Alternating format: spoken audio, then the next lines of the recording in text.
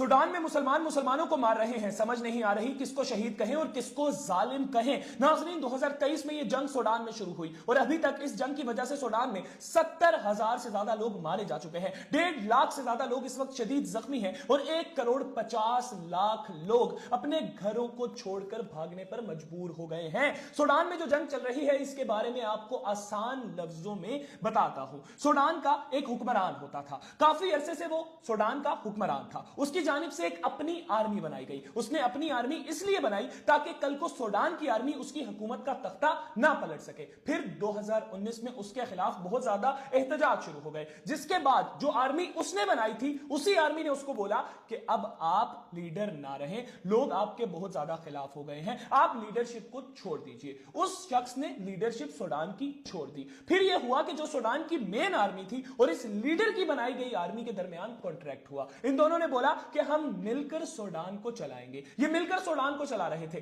प्यार मोहब्बत से सूडान को चला रहे थे। लेकिन फिर 2023 में इनके दरमियान ही लड़ाई शुरू हो गई। यह नहीं पता चल पाया अभी तक कि पहले पंगा किसने लिया, सूडान की अपनी आर्मी ने या इस लीडर की बनाई गई आर्मी ने। खैर नाज़रीन, जो आर्मी इस लीडर की जानिब से बनाई गई थी वो ज्यादा पावरफुल हो गई। कैसे ज्यादा पावरफुल हो गई?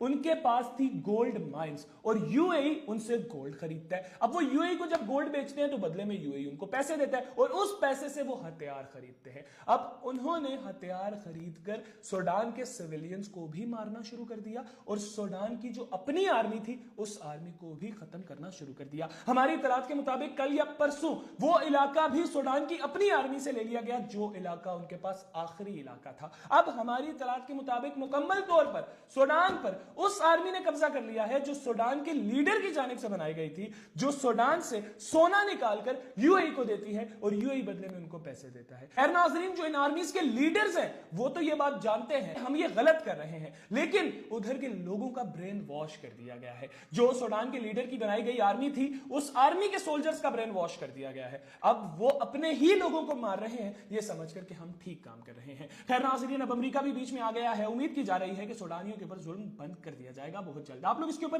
क्या राय रखते हैं जरूर कमेंट सेक्शन में अपनी राय का साथ कीजिएगा। इसके साथ ही मुझे दीजिए इजाजत। अल्लाह हाफ़िज़।